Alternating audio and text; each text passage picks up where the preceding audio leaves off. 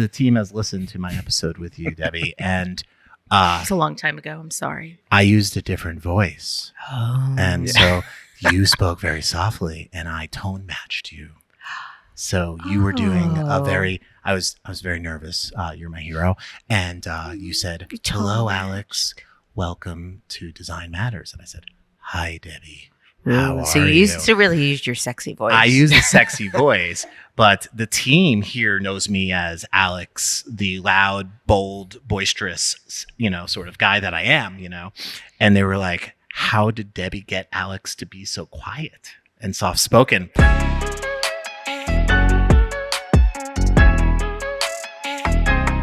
3, 2, 1. Kevin, what's up? Hey. How are you? Good. We should talk football for at least 40 minutes. Yeah, and just definitely. have our Let's guest. do it. Was you it know- last night the opening game of the season? It was, yeah. Ah, How do you there feel? you go. How Who do you got feel? this season? Yeah, who do you got, Debbie? Well, I'm always going to be a diehard Giants fan. Yeah, is this the year that Daniel Jones steps Yeah, up? we'll see.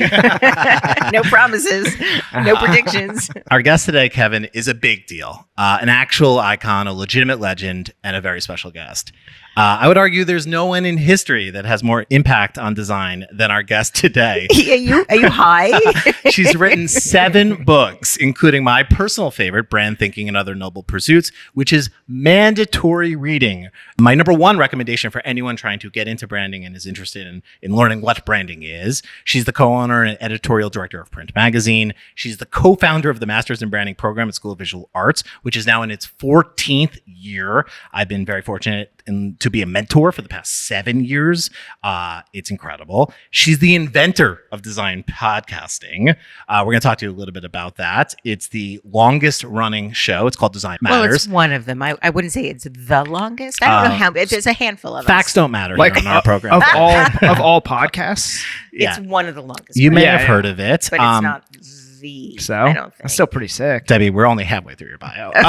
Let's speed this up. She's done only over 500 episodes and is going on tour this month Yes. with tickets still available in New York, Boston, Philadelphia, and Washington, D.C. Doesn't it sound cool? I know. It sounds I love awesome. the way you said that. For 20 years, she was the president of Sterling Brands, where under her leadership, the company went from 15 to 150 employees. So sounds very similar to Center. That's our next 5 to 10 years here. Well, you got Grace now. I know. so We got expect Grace. it. No pressure. Recipient of the Cooper Hewitt Design Award, AGI Medal, Fast Company's Most Creative People in Business, and countless other awards, including Webby's, ADC Print, and basically anyone else who gives design awards out. She's won them all. She's my personal hero, a legitimate design icon, and I'm lucky enough to call her a friend. It's the GOAT, Debbie Millman. Thank you, All right. Alex. Thank you, Kevin. Oh my Yeah, God. thanks for coming. Oh, blushing Welcome to and Front and Center. Feeling a little sweaty. Yeah, you might have the longest bio of anyone we've ever had on. Yeah, yes, that's Oh. absolutely true. Well, it's a legitimate honor. Thank you Yeah. so much for coming to Greenpoint. Thank you. Thank you. It's beautiful here. I love your studio. It's magnificent. Thank you. And talk about awards. I'm staring at a boatload. We have won some awards, and my favorite part is just putting them on the shelf. Absolutely. Yeah, that's why I do it. Yeah, I like to look at them. So, fun fact to start the show, Debbie. It's been almost 10 years to the day that I was on your show, Design Matters. It was in 2013. Wow. And now the tables have turned. You're a guest on Indeed. Front and Center. How does that make you feel? How does it feel to be interviewed? Do you like being interviewed? Not really. Are you going to don't. try to flip it on us? I might. Yeah. I might.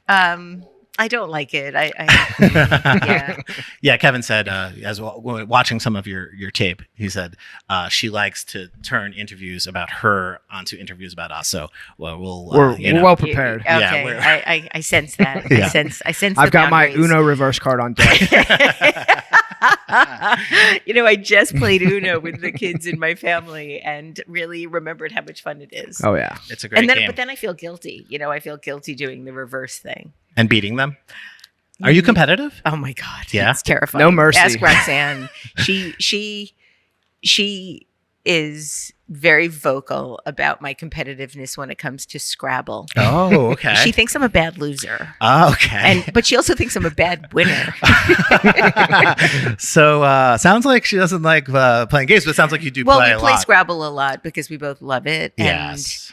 And so That's yeah, awesome. I get really upset when I lose, and Yeah. I feel really guilty when I win. So it's not fun to Oh, play with yeah. me, really. I was going to Yeah. say you're like Michael Jordan, who famously, hates to lose, is very competitive. Wait, so you're a guilty winner? you're a guilty. I feel winner. bad. Yeah, I feel bad. But You're that's the thing empathetic. about Yeah. sports. Somebody's always going to lose, and I hate that. I get heartbroken Yeah. watching Yeah. people cry when they lose at the Super Bowl. Like, speaking of football, like It's very sad. It is so It is sad. Because But they should have just won.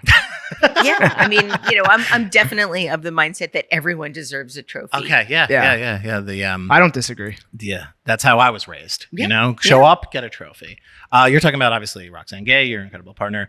One of the questions I had for you, Debbie, is I know that she and I are both fans of incredibly trashy reality television. Yes, she is. So, of all the shows that she's made you watch, are there any that you have sort of become slowly more familiar and fond of? Well, I don't know if this would qualify as trashy, and it definitely doesn't qualify as television unless you watch them on TV. Yeah. But I've become a huge, rabid fan of the Furious franchise. The Furious, Fast Fast and the and Furious. Furious, wow. Yeah. Whoa, okay. So, like, our dog's second name is Toretto. Wow. Nothing stronger than family. That's right. Absolutely. So I am a huge fan of the Fast and Furious franchise. I've watched every movie Wow. many times now. Whoa.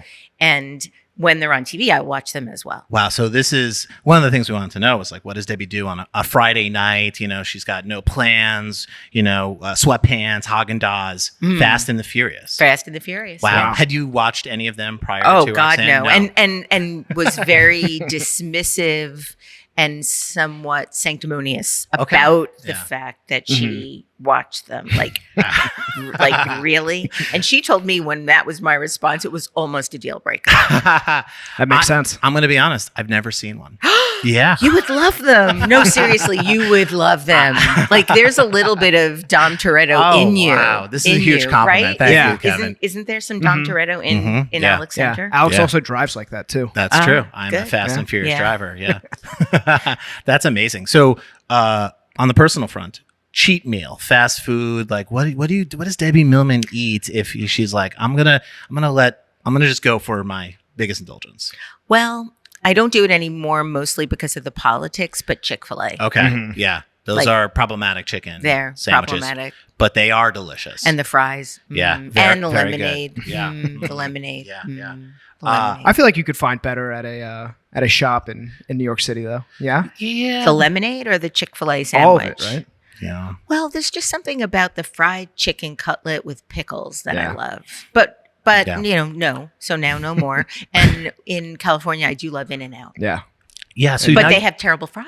they have terrible fries. Terrible fries. But the burger is skip 'em. outstanding. Burger's it really is the outstanding. best burger in all of fast food. It And is. It is. Every time I go, I'm like, wow, it is as good as I remember it every single time. Every so single you time. split your time between LA and New York.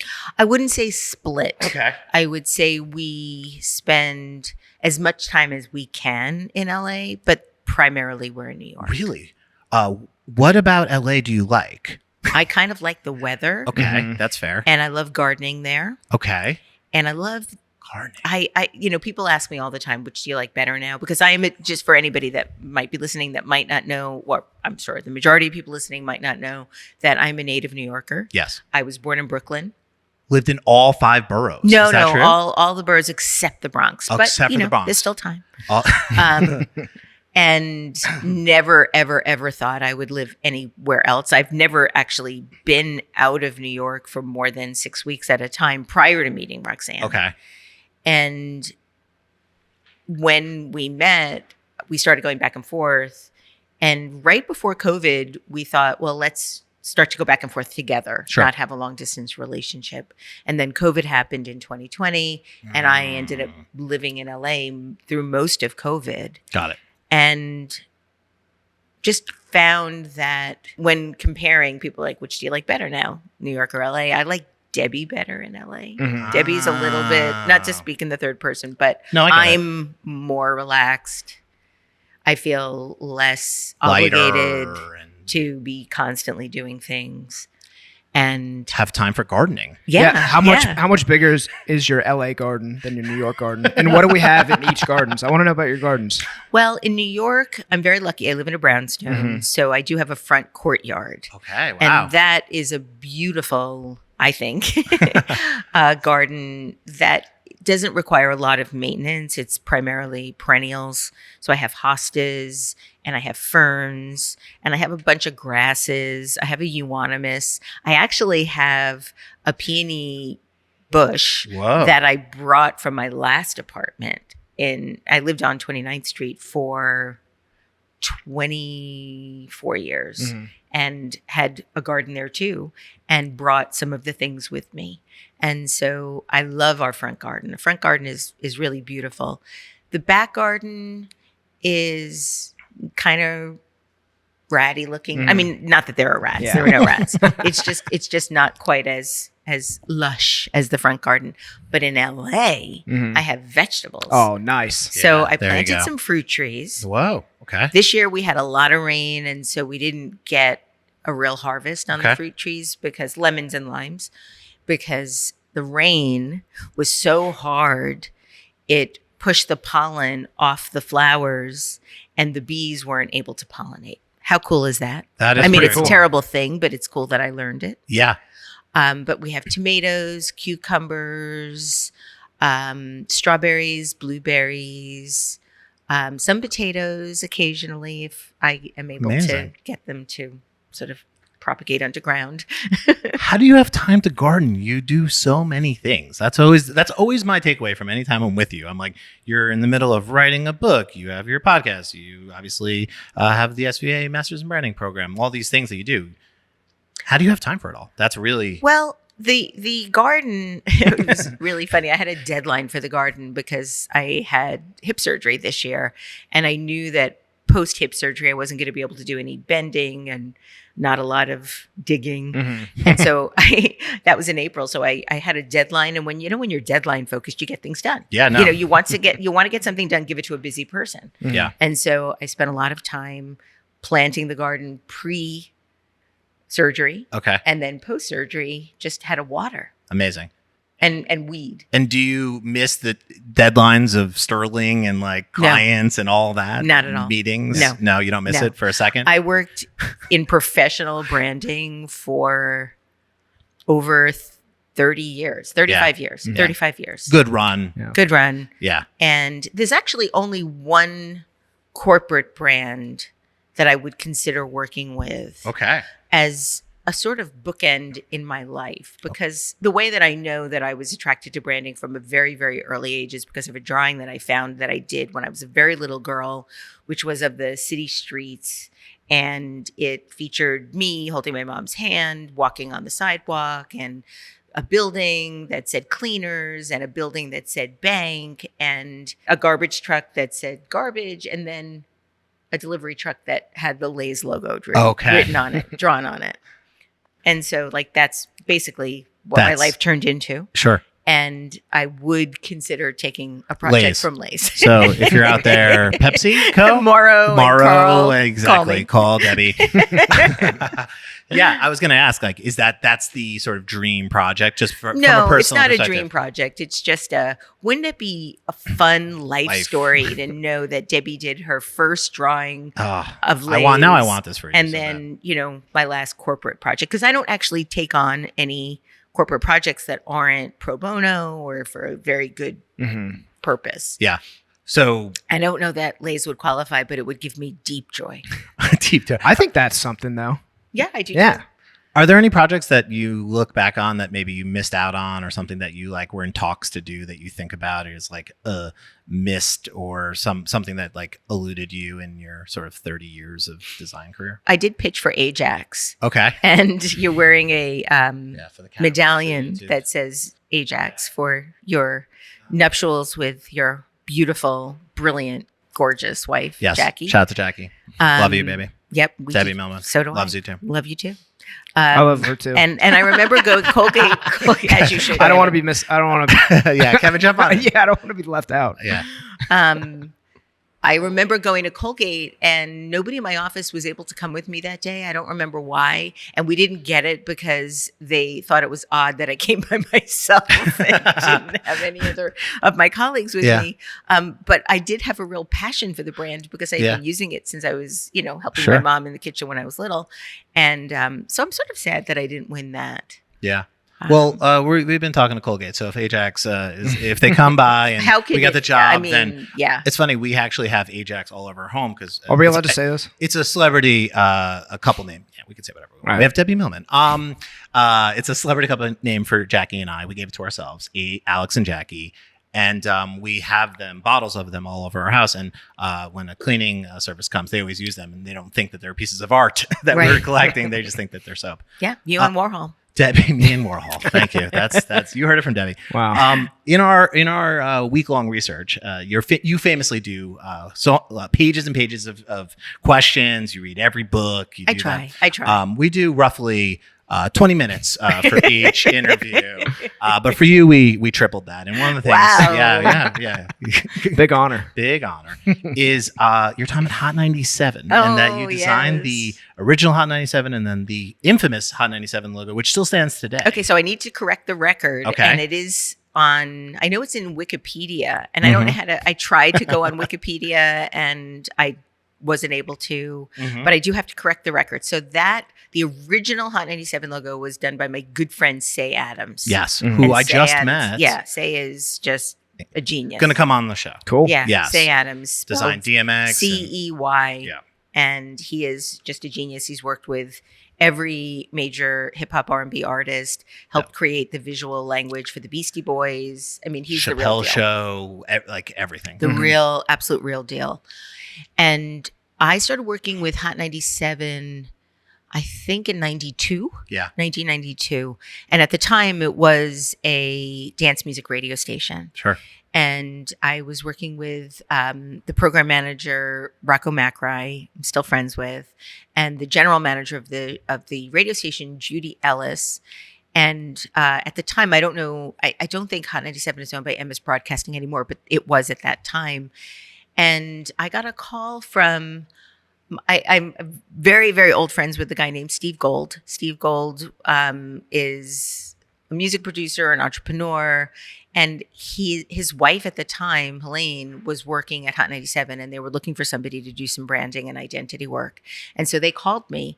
And at the time, I was working at Frankfurt Gibbs Balkind, which was the sort of first major design firm I had been able to get a job at. And I pitched it with the partners at Frankfurt Gibbs Balkind.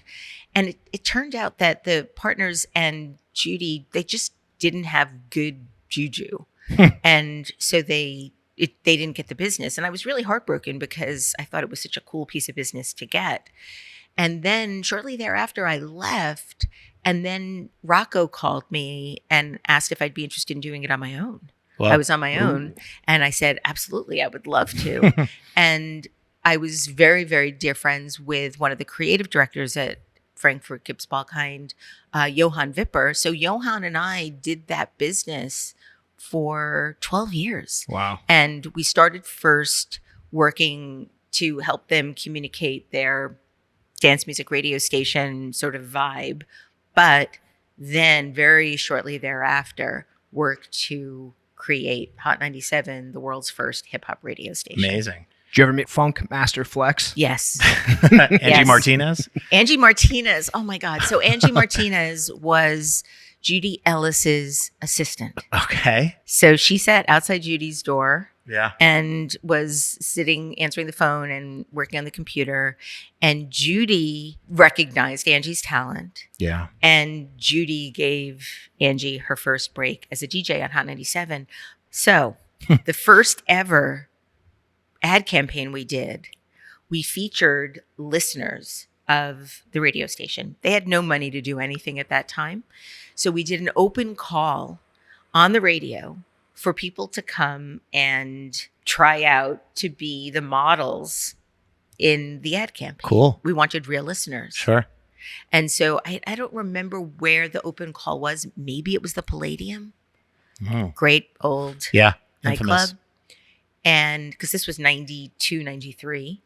And so we also included Angie in that radio campaign, in that ad campaign. And so I still have some of those. Got if it. you So want she was a for listener.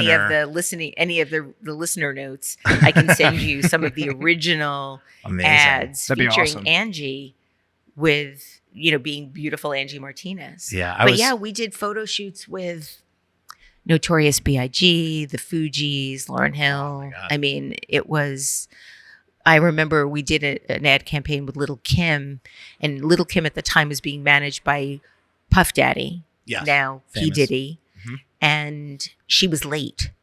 And so we had to call Puffy. Actually, that's we called him then. Yeah. To get her, to bring Mhm. her to the studio where we were doing the photography. So they came. And I remember thinking at the time, like, he's the real deal. He is the real deal. Yeah. Proven. And he was. And I ended up working with him again when I was at Sterling for a water brand that he owned with Mark Wahlberg, and did lots of fun conference calls and meetings with him. Who's your favorite rapper? Missy Elliott. I love it. It's good pick. Question for you: where hip hop lives, was that part of the initial like thrust of the branding? Yeah. Because I grew up in New York, obviously, and so Funkmaster Flex, Saturday night. Still, when I'm in an Uber or I'm going somewhere on Saturday night, I always say, "Can you put on Hot 97?" And there he is, just It's so good. dropping bombs and talking into a microphone, and it just feels like home. And For me really too. is a When I beautiful first thing. met Roxanne, she was aware that she was dating a Jewish woman from New York. And in my house, I have a chandelier made by Eben Heath. And it's the words of Push from Grandmaster Flash. Don't push me 'cause I'm close to the edge. I'm trying not to lose my head. And All right, clip it, Kevin. Put the beat under it, and we're gonna put and Debbie's first single. when Roxanne first came to my house, she saw it and I started singing it, and she's like, "Who am I dating?" And she is constantly surprised by what she refers to as my canonical knowledge of early hip hop, only because of my experience working at Hot 97. It's So there you amazing. have it. And certainly one of the things that I didn't know about you. I didn't know how much involvement you had in early days at Hot 97. I know you were a fan of radio, and still obviously are with your show. Talk about that sort of moment, because I want to go back a little bit. So I just want to make one other addition to the correction of the sort of credits. When I got to Sterling, I brought Hot 97 in as a client. Yeah. And so then the creative team at Sterling worked on the redesign of the Hot 97 logo. I was obviously very involved, but I never want to take full credit. Yeah. And a couple of people have gotten angry with me over that Wikipedia thing. And I'm like, I don't know how to change that. If anybody knows, please reach out to Alex or me or Kevin, and we will make that change. Do you ever go to Summer Jam? Like, and I did. Oh my God. Yeah, of course. Again, this is all parts of Debbie that I delighted to learn. And another thing I learned: are you in a band? Do you play the guitar in a band? I know I did when I was in college. Okay. Yeah. What's the band's name? Nova. Nova. Good name. Like Locks or As in- Supernova? Either. Yeah, Take your pick. I love the double entendre. Yeah. That's great. No, it means star in Spanish. Well, you know. Yes. Okay, Oh, yeah. yes. Alex just rolled his eyes at me. No, I just I want didn't everybody roll to know. my eyes. Alex rolled his eyes. It was a giant Wow, idol. It wow. included a head roll. Wow. What? That name always comes up when we're naming like a brand or something. Oh, It's yeah. never gotten through. Never Yeah. gotten through, Alex. So. Speaks to Clearly. my Jewish New Yorker-ish that I went straight to Locks. Of and, course. and to of a course. bagel As versus in the star. best possible. Yeah. This is amazing. So, I do want to talk to you about how you invented design podcasting, because we started Design Matters in 2004. Well, the idea for it was in 2004. I launched it in February of 2005. Which is incredible because the iPhone 1 comes out in June of 2007. Wow. So that's 2-3 years later. So you had a podcast before there was an iPhone. How did people listen to it? Was it On their computer. Wow. On their computer. Like, I remember my dad sitting in his lazy boy with a laptop on his lap, thinking about how to figure out how to listen to the show, which was really difficult. And so it started as a radio show. It started as an online radio show on the Voice America Business Network in 2005. They approached me in 2004, and I think that they approached me after I had written a piece on Speak Up about election graphics that went a little bit viral. I did that with Mark Kingsley. Okay. And Shout out to shortly Mark. thereafter, shout out to Mark. Mark has a great book coming, by the way. Really nice. great book about branding. Amazing. I look forward to that. In any case, I was approached to do this little radio show on Voice America, and they wanted me to do it about branding, which makes sense given that it was the Voice America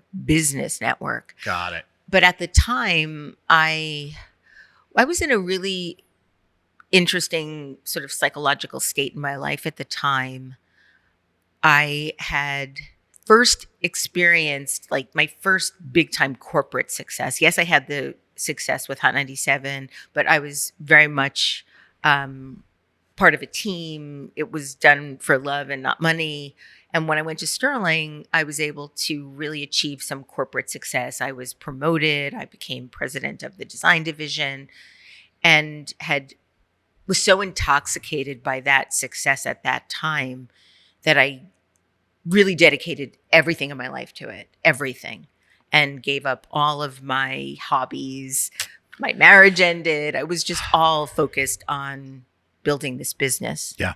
Which I don't regret. Sure. And I certainly don't regret the marriage ending, given it was to a man and I'm now married to a woman. So, that really does answer the question why we never had sex. In any case. Listen, I wasn't going to go there, but I'm glad you did.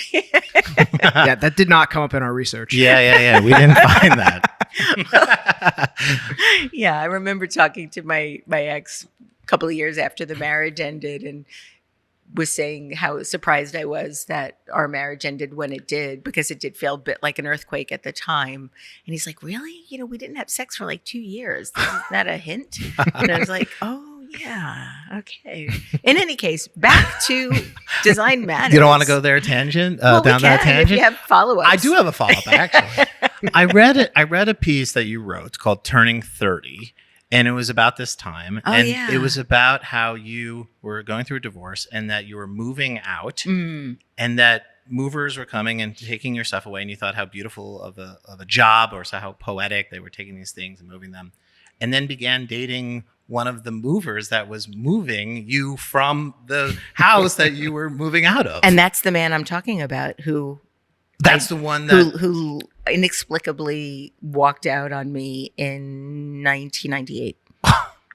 Whoa. What a story. Yeah. All right. Where were we? That was rough. That was rough. So- but looking back on it, I can see all the sort of telltale hints that this Yes. was going to come. But That all led you to Roxanne and LA and the garden. Yeah, and this right now, right here, beautiful life. Seth Godin is often says, people ask, what would you change? What would you tell your 30-year-old self or anything?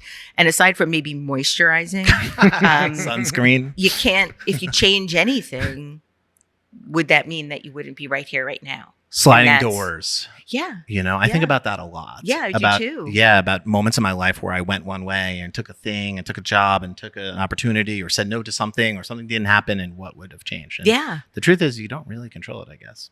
Well, you can control You things. can make decisions that you think are the best possible decisions at the time. Marrying the two people that I did in my 20s and 30s, the two men that were wonderful in a lot of ways, and I did love them in different ways. I don't know that I would necessarily change having had the relationships, but maybe not sanctifying it with a sort of legal document might have made my life a little bit easier. But life is but a experience and and they do stories. say the third time's the charm. For a so far, podcast. so that's true. Well, so far. But in any case, yeah, I want to go back to podcasting. So 1998. So how did you know that the changes. future was podcasting? I didn't. I really took on this opportunity with Voice America as a sort of Hail Mary to my creativity, because at that point, I got to Sterling in 95. It was almost 10 years later. I had, as I said, really dedicated my whole life to this business. Sure. which also do not regret, not for a minute. But at the time felt like my creative spirit was maybe dying. And here Voice America was offering me an opportunity to do something creative. Sure. That I could kind of own. And it felt like, despite the fact that they wanted me to have a show that was the topic of which was branding, I was able to convince them to let me do it about design. And that became my way to sort of resurrect my creativity. Yeah. And I did that for 4 years. Those 4 years of episodes, those 100 episodes that I did on Voice America are essentially unlistenable. Do they exist somewhere on the internet? Oh, they do. Yeah. They do. Okay. I'm not going to tell anybody where. If Is you're it because that of motivated. the microphones, or you just feel like... I mean, I started doing it. There was no technology for Weren't this. you on a phone? Really. I was doing it on a landline. A landline telephone? A landline telephone, talking to somebody across from me, as close as you and I are here, Yeah.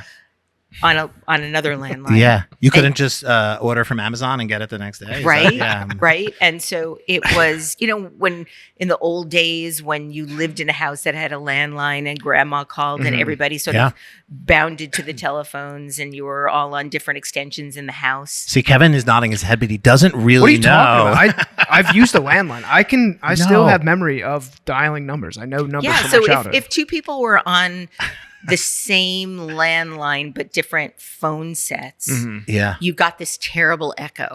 Yeah. You know how like when you're on Zoom, Sure. and when yeah. somebody else is in the room, and then there's all that feedback. Well, Yeah, there's that two was people. what it was like. I was no. I was talking to my For 100 mom. episodes? 100 episodes. Well, no. The first 50 or so were done that way, and then I was able to get a special kind of device that took the two lines and then melded it through a modem. But I was able to get microphones at that point. Nice. But it was still really tinny and thin and terrible. How does it feel now that there are podcasts like schools and like luxury buildings in Brooklyn where like the apartment building has a podcast studio as an amenity? Like every Yeah. white guy in America has a microphone. And should there be, do we need to regulate? Should there be, No, I don't think so. I mean, at first, nobody understood what I was talking about. Sure. Like, what's a podcast? Yeah. Podcast? They didn't understand. And now it's like, oh, you also, Everybody. you and 8 million other people. but it is what it is. But- it is what it is. And did someone comment on, because if I remember this correctly, you were doing the show, but was doing the show. You weren't, it was a live show. Mhm. And That so- was the other thing. Commercials, And so call-ins. someone said, "Hey, I want to listen to your show, but I can't listen during the time in which you do the show. Yeah, Can you upload it to this thing on Apple called Podcasts?" right. And that's how Design Matters, the podcast, begins? It was even before there was a podcast section. Somebody wrote me online on my blog saying, now that we have this new iPod, Yeah. can you upload it to iTunes? Yeah. So And, that I like, can download. So I can download it like as if you were an indie musician, because indie musicians could do that. Sure. It's And revolutionary so time. Brian E. Gomez Palacio, Armin Witt's partner in Okay. Brand New, Shouts and Harmony. they were running a site called Speak Up at the time. Mm-hmm. Brian E. taught me how to do it. She's the one that helped me upload the first episodes. Do you to remember who the iTunes. person was who reached out to you on your blog? And- Michael Holden. Okay. Wow. Shout out to Michael. Holden. And one day I was doing a talk somewhere and I was talking about, and I had a slide, I had a screenshot of the comment on my blog, and Michael was in the audience. Wow. Wow. Well, what a hero. What I a mean, hero. It's truly changed the course of your life, talking about sliding Absolutely. doors. Absolutely. The foresight. Yeah. So that was in 2005. Mm-hmm. And then there was a podcast section shortly thereafter. So- like within a year. Were they calling them podcasts at that point, or was it still something else? They had started calling them podcasts in, I think, 2004. Whoa. And then I started calling it a podcast after it was then, I think by July of 2005, they were on iTunes. That's incredible. Now Apple Podcasts. Incredible. And one of the things that I've been laying in bed at night thinking, how do I interview the world's greatest interviewer? So please hold here. Big question alert. So over the last 20, 30 years, design has increased in the public consciousness considerably. I think about this a lot because when I went to college, I was a graphic designer. No one really knew what that meant. I got a Mac and they were like, what is this computer? Mhm. Like, how do I get into it? Like, where's the, sort of the where is the computer? It's in this flower. And so it's become this thing that my mom doesn't need to sort of explain at dinner parties. Really? Wow. Yeah. That's phenomenal. People know what a designer does. Or if she says, yeah, he does logos and packaging. Mm-hmm.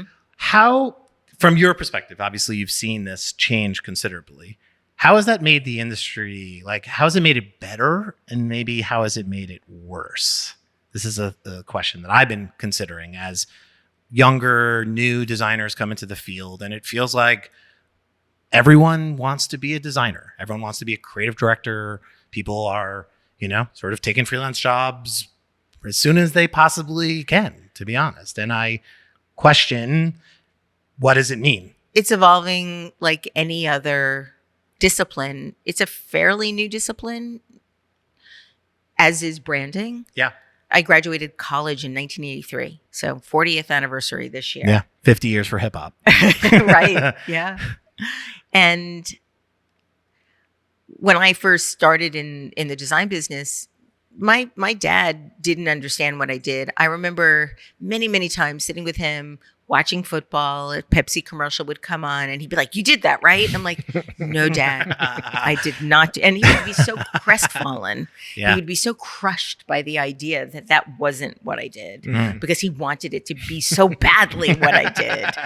And I would show him, this the can. It's the can. Yeah. Not the commercial. Yeah. And he just never really fully understood it. But I think that the more people that understand what it is, the more power it has. Yeah.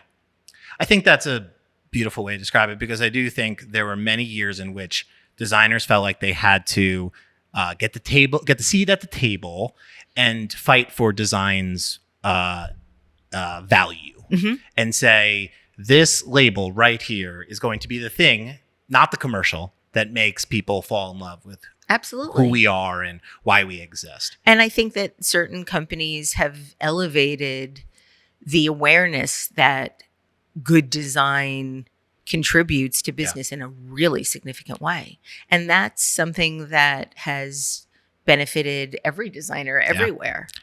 I remember when I came on Design Matters, you were talking about how there was a time in which people thought you couldn't have good design in a grocery store. Right.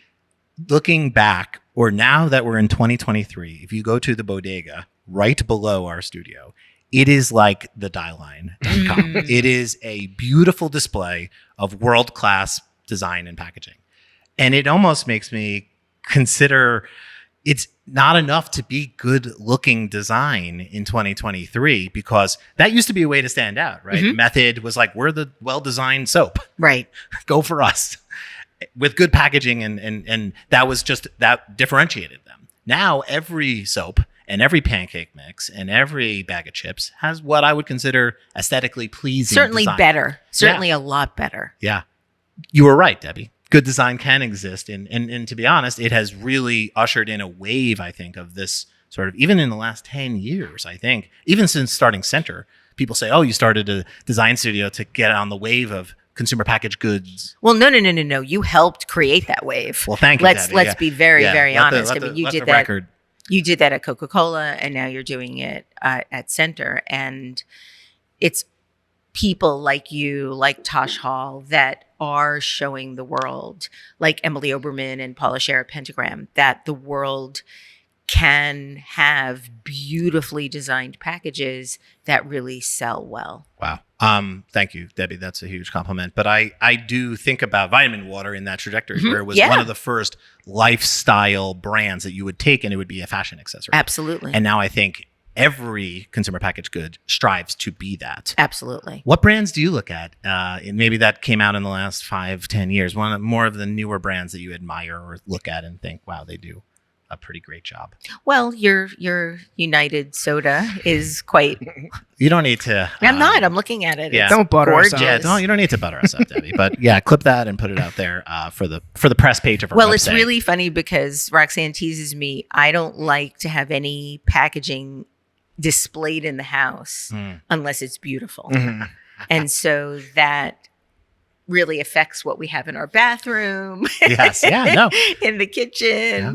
So, Las Labos is a beautiful brand of Yeah. soap that I love to have in the bathroom. Mm. Prose is another brand that I really love. Hair care. For hair care, yep. Shower That's a shower cap. Yeah. And so I will tend not to buy something that I think looks ugly. Like, I really have issues Yeah. with Dawn soap detergent. Yeah. And I think a new generation grows up with that sort of sensibility, which is like, I can get any one of these soaps. There are now multiple options of good looking soap. So why would I ever have one that looks horrid?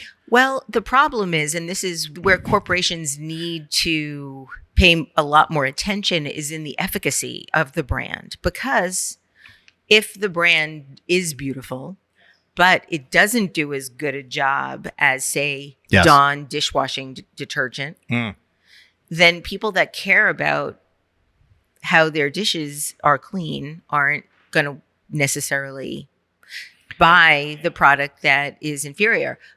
All that being said, I keep Dawn hidden under the sink. I got it's too Dawn. ugly to look at. It's so good. You can't beat it. It's so good, Yeah. but it's so ugly. Yeah. I mean, I do think a lot of these brands, not the ones behind me, because they're all great products, but the brands that, to your point, sort of prioritize aesthetics, which is great for Center Design Studio LLC. Email us at hello@center.design. But some of them maybe don't prioritize the products as much, and the drinks don't taste as good as vitamin water tastes, or the soap doesn't work as good as Dawn does. So I do think that I always say I can make you try it once, but if it doesn't work, or you don't like the way it tastes, you're not going to come back, no matter how beautiful the brand is, or how important the brand is, or whatever it's doing for society. Right. And that's what I think corporations have to be very mindful of. Beautiful design will inspire trial, but great products will inspire loyalty. Mm-hmm. Yeah. How do you feel about the weedification of New York? Oh, I'm so sad about this. I was so excited to see a storefront near my house become occupied. And it had, prior to COVID, been a really nice sort of upscale bodega. Yeah. Mm-hmm. And I was always able to find my Kind Bar flavor there. Okay. And I would get it on the way to work. I'd walk past it and get it, and then it closed. And I saw fleetingly, as I was passing by in a taxi, that it had reopened, but I couldn't, it was so fast. I was like, oh, wow, it reopened. Yeah. And then I discovered that it's called High Society. Yeah. And the weed vernacular has a rather wide range at the moment. Yeah. Zaza is my personal favorite. And High Society is just kind of not Sounds working classy. for I was going to me. say, it sounds bougie and kind of upscale. You'd think, right? Yeah. No, ugly Yes. neon sign, really terrible script. It probably could be worse, though. Anything can be worse. Anything and everything can be worse. They all have a very similar aesthetic. I've noticed these stores. They're everywhere. They're on every corner, almost as prevalent as bodegas are, where you need one on each side of a block. Right. But it's very 1980s nail salon graphics. I find they look like man caves. They have like, like a lot of lazy boys in them. Yeah, Yes, yeah. absolutely. Some have like red carpet, like runways, and like lots of It's really. You feel like a star when you're going in there, though. It's actually quite it reminds me a little bit. There was a great sex toy store on the corner of 7th Avenue and 11th Street called Pleasure Chest. Kind of has a vibe of that. Yeah, High Society. And Kevin's looking at me a little bit like, whoa, didn't see that one coming. I love those stores. Who doesn't? I don't know. I love a trashy aesthetic. Yeah. I mean, maybe it sucks when it takes over your bodega, but I don't know. I really, it's quite a thing. I like them. Everything is so prim and proper these days. I love something just real shitty. Yeah. Very Vegas. It's taken over, and I think Old Vegas. The fact Old Vegas. It's definitely it feels like the Strip. Yeah. But it's Zaza stores, which I never heard of the term Zaza. To your point about vernacular, I never heard of Zaza being a weed store. Now it's Zaza World and Zaza everything. I was like, who knew? Debbie, before we go, we have just a couple more 100 questions here on my list. Good. I'm having so much fun. I'm so glad you're having fun. You're taking the show on the road. I Design am. Matters is going on tour for the first time. Are you excited? What's on the rider? Like, what do you got planned? No writer, as far as I know. I don't know if you're aware of the On Air Fest. It's a podcast festival that I am happens every familiar. year in Brooklyn Mhm. and in Los Angeles. And I've Looking been at you on Air Fest, doing a lot of absolutely. I've been part of the festival for the last couple of years, and they asked me if I'd be interested in doing this little mini tour, and I was like, no. Why would anybody buy tickets to come see me do a podcast? And so I asked Roxanne if she'd do it with me, because I figured, well, people will want to come and listen to Roxanne. And she said yes. And so I said, okay, as long as Roxanne could do it with me. And they were like, sure. And yeah, we're starting in Brooklyn at the Music Hall of Williamsburg on September 18th with Jada Boomrad, who is a podcasting god. He was one of the co-hosts and co-founders of Radiolab, and Roy Woods Jr., who's one of the funniest comedians alive. Yeah. And then Jonas Policewoman is going to do a musical interlude for us. So that's going to be exciting. Oh, that's quite a show. That's Brooklyn. Then the next day we go to Boston with Celeste Ng, who wrote Little Fires Everywhere. So that'll be Okay. wonderful. Then on Wednesday we go to DC, and we are interviewing Kara Swisher. Okay. So yeah, another podcast goddess. Small time names. Yeah, right. and then we're going to Philly and interviewing Audie Cornish from CNN Amazing. and All Things Considered. So yeah, a lot of really cool people. I am very excited about this. And I will say, if you are a fan of Design Matters, obviously you should get tickets. But like, I had the privilege of seeing you do a live show, and you and Roxanne open up, I believe, as like the sort of intro before the show. And I could have watched you guys talk for 12 hours. Oh, thank you. The dynamic between the two of you, that is the real show, in my opinion. Like that, just the dynamic, the insights into your, sort of personal life, and the sort of the dynamic between the two of you, and is just so fun. And you guys are so wonderful. And she is an open book.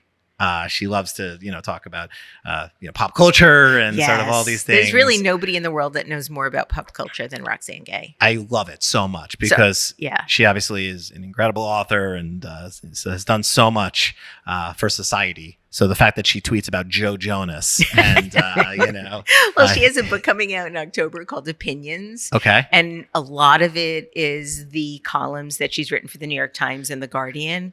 But there's also a whole section of pieces that she's written for Harper's Bazaar or Elle Magazine about celebrities. And that's the sort of most fun part of the book, as far as I'm Yeah, concerned. me too. I love the celebrity. Like to have she's like a gossip columnist. Yeah, yeah. I mean, her It's like- interviews with Janelle Monáe and Tessa Thompson are so good. Yeah. And you get so deep that they're included in the book. So And so she's doing all the dates. She's coming on. she's coming on the whole thing with Oh me. my god! Yeah. It's definitely should go. And we're trying the to interviews decide- sound pretty good too, but the two of you guys just talking Right? about anything, I think, is amazing. We're also thinking about bringing Max. We're not sure. Maximus Toretto Blueberry Millman. the Gay, dog, yeah, Our dog. yeah, for sure. So yeah, hence the second Fast name. and the Furious. Is that the dog that's featured on your one and only TikTok? Yes. Yeah. Yeah. Yeah, Kevin went again looking diving deep Thank into you. the brand, Yeah. the TikTok. It was a good TikTok. It's You a should It's keep a going. great Yeah. TikTok. It is Yeah. Max in the car window. And I took it from, I filmed the rear view mirror, Yeah, the side rear view Yeah. mirror, Mhm. and his hair is blowing back it's a great TikTok. with do, do, do, do, do, do, do, do, do, do. And it is, I think it's classy. Yeah, no, I'm waiting for the second TikTok. Yeah, we need some more. I mean, I shouldn't talk. I think I have 5, and they're mostly just clips from the show that I put there. Yeah, to maybe, say, somebody said to me the other day that I should really put the show up on YouTube. And I'm like, why would people just want to listen on YouTube? And apparently that's a very big thing. That's Yeah. why we have all these cameras here. It's because people like to watch as we talk. Right. But I don't know that I see, the reason why I love radio and podcasting is I don't have to think about how I look. Yeah. Once I have to start being self-conscious, it takes away from my focus on my guest. That's true. I do think about it when I get dressed on Tuesdays. Yeah. I'm like, oh, what am I going to wear on this YouTube? Did I wear that last week? And is this hat dirty? Right. Those are the things I think about. And, but and you're I, right. And I should was be thinking the about interview. that. When we were coming over here, Amelia, my friend and my colleague, we were talking about, oh, I wonder if they're going to tape this. I'm like, well, at least I'm having a better hair day than yesterday, which was just a disaster. Well, you look great. So Well, Yeah. And it's fishing. 1,000,000 degrees outside. So no one would have As I any would say to fault. Roxanne, Yeah. love goggles. Yeah, it is. It's truly one of the worst days in New York in terms of just the humidity and the Yeah, grossness. but we're still in New York. So. It's in New York, and it's the best city in the world. It is. Before we go, I have so many questions, but one more. You do so much writing. You're a famous author, 7 books and counting. Do you have more books coming? I do. I And- do. yeah. I don't have a specific Date book coming out, Yes. but I'm working on something now that I'm hoping will be Coming out sometime. at some point. Yeah. Do you use ChatGPT? Do you use AI? Have you ever used it? Not to write the book, obviously, No, but just no. in your life as someone Well, who... that's a great question. So I tried to use Midjourney. Okay. So when we were at the How conference, Okay. and Poom Le Bouffier was talking about her beautiful incredible- work, Mhm. I tried. And I failed. I can't even get Midjourney to work for me. Okay. Like I What? can't figure out. No, I'm not techno. I am a technophobe. Okay. Like I can't even get the remote to work in our LA house. Like seriously, I have to They're like, very Roxanne, can you turn on the complicated TV for me, please? So I haven't been able to figure it out. All that being said, last semester when we were working on thesis with the students, they used Midjourney to create images Mhm. for their thesis. Now, it's where I think this is really helpful is in creating images for something that doesn't exist. So, for example, Mhm. they were repositioning the Archie brand, Archie Comics, Mhm. and they were rethinking how Archie, the comic boy, the Mhm. boy in the comic, can be portrayed. And so they put prompts in to Midjourney, Archie Andrews as an Indian girl. And suddenly we have A visual a visual, in 10 seconds. and it's really good. Yeah. And so I was really impressed with using AI to create something that hasn't been made. Mhm. So how do you visualize this character in an entirely new way? Yeah. That was very exciting to me. Then I also had another student that accidentally let us know that they use GPT for the content, the language, Ooh. and that's not allowed. Yeah. So we do have an AI policy now Mhm. for the students. You are allowed to use AI in research, Yeah. in helping you find. You're allowed to use AI for developing visuals that help express a new idea, but you can't use AI to develop the content. Yeah.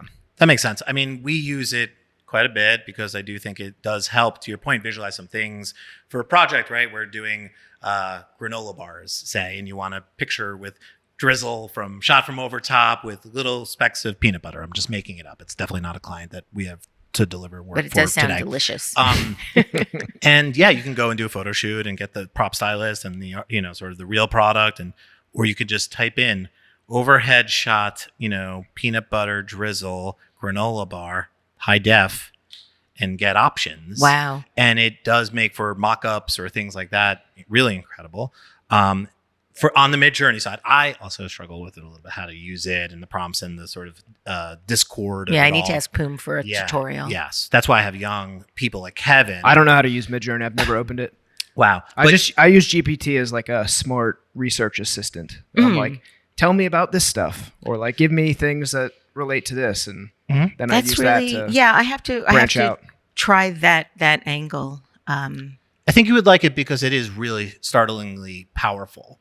So, like for today, this whole podcast, all the interview questions were written by computer, origin story, design heroes, design trends. No, I'm kidding. But it is really amazing if I said write a bio for Debbie Millman or write a acceptance speech for an award, and it you won't just copy and paste it, but it will give you some interesting thoughts or some interesting direction. And I think, maybe directional guidelines. Yeah, or if you try to name an energy drink.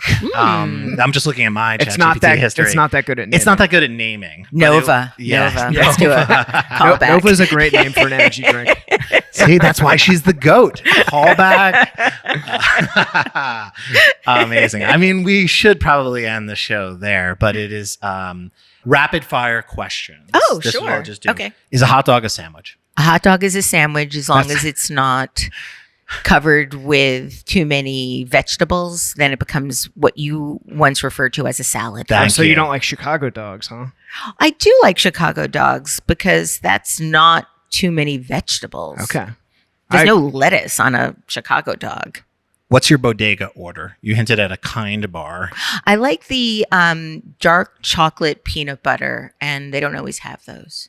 Mine is Tate's cookies, Haagen-Dazs, chocolate chip ice cream, and sour straws. Oh, that's just if I'm trying to be like healthy. Yeah. If So you're I'm- going and if I was going in for like a midnight run, Yeah, that's what I'm talking about. we're talking Diet Dr. Pepper and an ice cream sandwich. Diet Dr. Nice. Pepper. Have you tried those new ice cream sandwiches that come in the paper bags? No. Kevin, They're incredible. I don't know what they're called, but we need to figure out what they're called. Yeah. Jackie and Kevin are both obsessed with them, Okay. and they have them in some of the finer bodegas Yeah. Yeah. around town.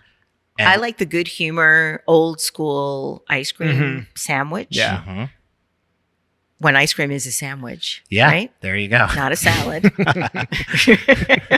And if I have a hankering, it's really a good moment. yeah. Do you also get that at like an ice cream truck, like a Mr. Soft? No, at a Mr. Softy, I would get a chocolate ice cream cone with chocolate sprinkles. Nice. Yeah, there's nothing better than just classic. Most famous person in your phone. Ooh, that's a good one. So there has to be the phone number, right? So like an actual I phone guess number. so. Yeah, It could be more like yeah. if you're DMing on Instagram, that could be as well. That's pretty much in your phone, or like Yeah, that's true. something like that. Lin-Manuel Miranda. Wow, that's a good one. Kevin has a good Lin-Manuel impression. Kevin, do you Ooh, want to do let it? me hear it. Let me hear it. I don't want to do it. Rats. He's shy. I'm He's shy. shy. He's so shy. Do you want to just Aw. do the facial one? The facial one? Oh, that's good. Very good. Yeah, there you go. I hope that's caught on the YouTube. Outside of your home and classic items, what's your most egregious purchase that you ever made? Egregious Like, purchase. Yeah, like I'm just getting it for myself because I want it.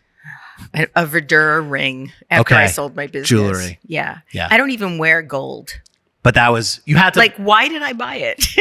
I don't wear gold. I'm a silver person. Yeah. And I bought this ring that is gold. And But you sold the company and you had to buy something. yeah, I had always had this sort of thirst for something Vidura and bought this ring, which is gorgeous and has actually appreciated in value. So that's nice. But I've worn it once. Okay. What was I thinking? Yeah. But that's the right time to do it though. Yeah. Do you wear it? No, No. I've worn it once. Yeah. Once. It's sitting in a safe somewhere. But you have it. I haven't. And it's a symbol of, It's a symbol The moment. of freedom I love that. Nice. and indulgence. Favorite brand mascot of all time? Ooh, that's a good one. Mr. Bubble. Oh, Who's Mr. yeah. Bubble? I don't know. That's a good one. Mr. Bubble is the mascot on the brand Mr. Bubble, which is a brand of Mm. He's bath like a pink bottles bubble. for kids. Oh. I didn't take that many bubble baths as a kid. That's a really good Alex. mascot. Yeah, it's That's a good one. that's a high level. Mr. Bubble. Also, like the Okay. Wise I'm Owl. I'm The Wise familiar. Owl did a lot for me when I was a kid. Mhm. Wise potato chips. Clearly, I ate a lot of junk food. The Drake's, the Drake's Yodel. Drake, the Yodels, Drake, yeah, the yeah. Drake's duck. I like a Drake yodel in the fridge or in like if you like put it. Ooh. Yeah. It's one of those snacks that if you Yeah. make it colder, it's better, I think. What's a Drake's yodel? Whoa. Oh God. Oh no. What's with you guys? You're asking me about mascots and you don't know some of the greatest of all time. I know. I shut it down, Kevin. It was going so well until the very, very end here. We're not actually going to even put any of this on the show. Dead or I'm just alive? kidding. If you could have anyone on your podcast, any single guest, who would it be? Great question. Ooh, there's so many. Oh my God. Well, We could do definitely like Albert 4. Einstein. Yeah. So that would be the dead person. Mhm. And the alive person, Barbara Streisand. Cool. We play a game called Mount Rushmore around here. 4 things unranked. Mount Rushmore of sandwiches. Kevin and I are big sandwich guys. I am too. So I'm going to just throw some out there so you can, tuna melt, BLT, bacon, egg, and cheese, the Nova sandwich. What do you put up? What's Debbie Millman's Like favorite favorites? favorite Yeah, sandwich? only pick 4. Oof. Meatball Hero. Mhm. Nice. Okay, sandwiches. Yeah. Hamburger. Mhm. Okay. Yep. A sandwich. From any particular New York establishment? I would say Five Guys or In-N-Out. Yeah. We were talking about Five Guys the other day in the studio. It's kind of forgotten and a little bit like it came in hot when it came out, and then it kind of sizzled out. But if you go, it's still It's just very not that good. big in New York. There's just not that many locations. Is that true? Like in the Midwest, it's still That's popping. such a Yeah, I elitist, love it. Yeah. elitist thing for me to say. Gyro. Okay. Gyro. Yeah, I'm with Lot you. of tzuki, Yeah, onions. yeah. Feta. mm. You're making me hungry now. Everything bagel with just a sliver of scallion cream cheese, really good Scottish salmon, onion, tomato, lettuce, cucumber. Wow. Debbie, I had high hopes for this interview, and with that answer, you officially knocked it out of the park. I do have one more question, Debbie. So, on a sincere note, you've had this illustrious career. You've had so many amazing sort of victories and awards, and your bio again has just so many incredible lines in it. that I'm it's- just old, Alex. I've been doing this a long time. Just old. You're not that old, Debbie. What do you want your legacy to be? Big legacy question. Last night, in our 3rd day of a brand new class of students at SVA in the Masters of Branding program, we continued with part 2 of an exercise that I got from Seymour Quast, the great. That there's a goat for you. Yes. He had told me many years ago about a project that he used to start his classes, which is asking all of the students to create a non-representational psychological self-portrait. So it can't be a picture of yourself. Mhm. It has to be something that represents you. And then we ask all our students to talk about that. And the first, after the first day is the orientation day, and the next 2 days we do this exercise. And last night, one of the students created a mood board of sorts with layers expressing the various aspects of who she is and how she likes to show up in the world. And the very outer layer was a pattern of letters that were T, P, W, K. T, P, W, K. And when I asked her what they meant, she said, treat people with kindness. And I would like that to be my legacy. Debbie, I was that's so wow. moved by that. Yeah, well, that's a beautiful way to end the show, and thank you for all your kindness from the bottom of my heart for all that you've done for me. I know you do so much for so many designers. There's thousands of us out there that are just sort of have you to thank for so much. So to have you on our show is a true honor. You're a friend and someone that I've looked up to for a long time. Thank you. Do you want to plug anything? Do you want to? Yeah, love being here. Love being in your studio. Oh, thank you. Love that you're working with Grace Dawson, another huge hero of mine. Thank you, Kevin, for Yeah. being so wonderful and so funny and friendly. Thank you. Thank you, Debbie.